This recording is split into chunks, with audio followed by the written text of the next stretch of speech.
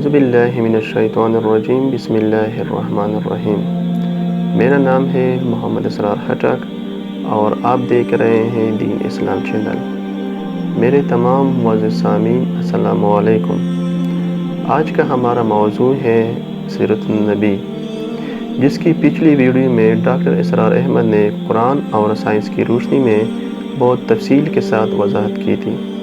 تو آئیے شروع کرتے ہیں سیرت النبی کا چوتھا حصہ۔ ہمارے یوٹیوب چینل کو لائک کریں، سبسکرائب کریں اور یہ علم دوسروں تک پہنچائیے۔ شکریہ۔ اور اس صدی کے دوران آپ کی اس پہلو سے عظمت کا اعتراف اور اقرار رفتہ رفتہ تدریجاً پوری دنیا میں ہو گیا۔ اس صدی کے بالکل آغاز میں 1920 میں اسی شہر لاہور میں بریڈلا ہال، جو اب کھنڈروں کی شکل میں شاید رہ گیا ہے یا کوئی اور چیز تعمیر ہو چکی ہو، مجھے معلوم نہیں اس کی جگہ، بریڈلا ہال لاہور میں 1920 میں ایم این رائے نے ایک لیکچر دیا تھا، دی ہسٹوریکل رول آف اسلام۔ یہ کتاب اب بھی ہندوستان میں طبع ہوتی ہے، بمبئی کا ایک ناشر شائع کرتا ہے، اور میں نے اس کا نسخہ دیکھا حیدرآباد دکن میں۔ اس کتاب کا یہاں کہیں وجود نہیں ہے۔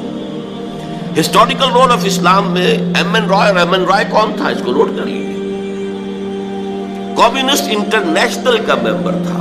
1917 میں انقلاب آیا ہے روس میں، اور اس کے بعد جو پوری دنیا میں شورا ہوا، چرچا ہوا ہے، تو انٹرنیشنل بنیاد پر جو تنظیم قائم ہوئی ہے کمیونزم کی، وہ کہلاتی تھی کمیونسٹ انٹرنیشنل۔ پوری دنیا کے جو چوٹی کے تھے انقلابی لوگ، وہ اس کے رکن تھے۔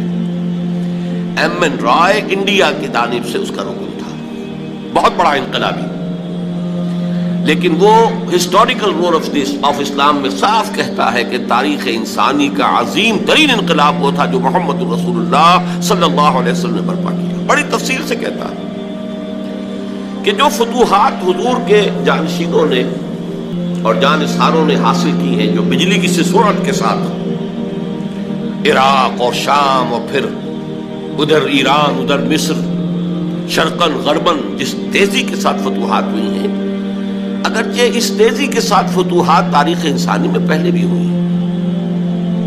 آخر ریکارڈ پر ہے کہ سکندر اعظم مقدونیہ سے چلا تھا، میسیڈونیا جسے آج کل کہا جا رہا ہے ٹیلی ویژن پر، جو کوسوو، جو اس وقت کافی عرصے تک جو ہے اخبارات کا ایک مرکزی مضمون رہا ہے اور ٹیلی ویژن کا بھی مرکزی موضوع رہا ہے، اس کے بالکل پڑوس میں جو میسیڈونیا ہے، وہاں سے ایک شخص چلا اور دریائے بیاس تک پہنچا،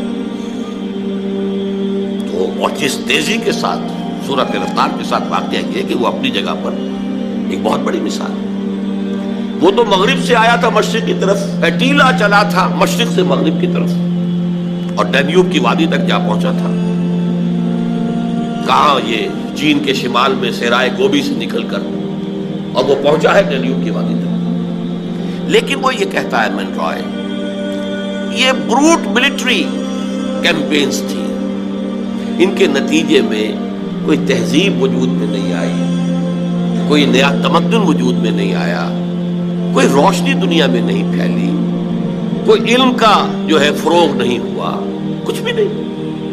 یہ بروٹ ملٹری کیمپینز تھی صرف، جبکہ محمد عربی صلی اللہ علیہ وسلم اور آپ کے جانشینوں کے ذریعے سے جو یہ فتوحات تیزی کے ساتھ ہوئی ہیں، ان کے نتیجے میں ایک نئی تہذیب، نیا تمدن، ایک نئی روشنی، علم کا فروغ، انسانی اقدار کا فروغ، ایک ایسا معاشرہ جو ہر طرح کی زیادتیوں سے پاک، جس میں پولیٹیکل ریپریشنز نہیں، جس میں اکنامک ایکسپلائٹیشن نہیں، جس میں سوشل ڈسکریمنیشن نہیں، ایک ایسا معاشرہ وجود میں آیا۔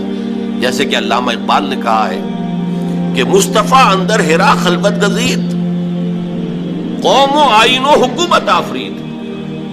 اور بھی دنیا میں بڑے بڑے لوگ رہے ہیں، رشی منی رہے ہیں، تپسیائیں کی ہیں سال ہا سال، وہ اپنی غاروں کے اندر یا کہیں اور پہاڑوں کی گپھاؤں کے اندر وہ تپسیائیں کرتے رہے، لیکن محمد عربی نے چند روز جو خلوت گزینی اختیار کی تھی غار ہرا میں، مصطفیٰ اندر ہرا خلوت گزید، لیکن وہ کتنی پروڈکٹیو تھی، کس قدر اس کا نتیجہ برآمد ہوا ہے۔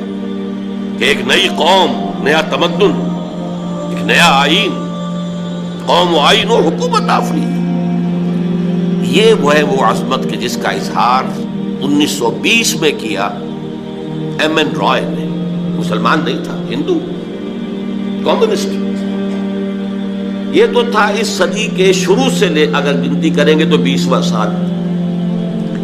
اس صدی کا اختتام جو اب تقریباً آئی گیا ہے ہمارے سامنے، اس سے ذرا 20 سال پیچھے جائیے تو 1980 میں کتاب آئی امریکہ میں، دی 100، ڈاکٹر مائیکل ہارٹ کی تصنیف. ایک selection and gradation of 100 most influential personalities of human history. اس نے تاریخ انسانی، پوری تاریخ انسانی جتنی بھی انسان کو معلوم ہے، اس کا جائزہ لیا کہ اس میں، اس تاریخ کے سفر کے دوران میں اس کے رخ کو کن کن شخصیات نے موڑا ہے، جنہوں نے اس دھارے کا رخ موڑا. ایسے 100 افراد کو چن لیا. یہ سلیکشن ہو گیا، selection of 100 most influential personalities of human history.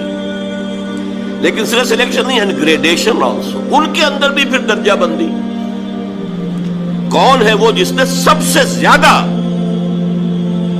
متاثر کیا ہے تاریخ کے دھارے کی رخ کو، سب سے زیادہ گمبھیر انداز میں موڑا ہے اس کے رخ کو، اور وہ حضرت محمد صلی اللہ علیہ وسلم کو on top of the list رکھ رہا ہے. عیسائی ہے اور تاحال عیسائی ہے، بھی زندہ ہے، لیکن حضرت عیسیٰ کو نمبر 3 پر لے گیا. نمبر 2 پر لایا نیوٹن کو.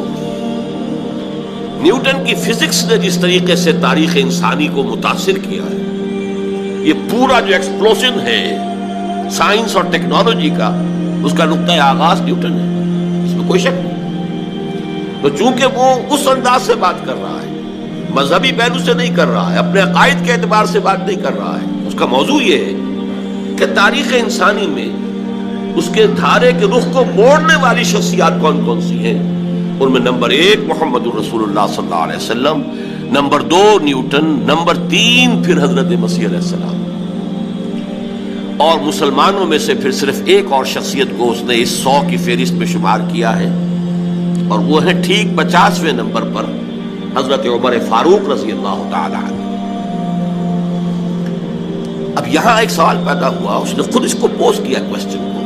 Naturally I O an answer, an explanation, کہ میں عیسائی ہوں، عیسائی ہوتے ہوئے محمد کو میں کس اعتبار سے نمبر 1 پر رکھ رہا ہوں صلی اللہ علیہ وسلم. اس کا جواب وہ خود دیتا ہے، دس از بیکاز، یہ الفاظ ذرا نوٹ کیجیے، this is because he is the only person, the only, ایک ہی شخصیت ہے supremely successful in both the religious and the secular fields.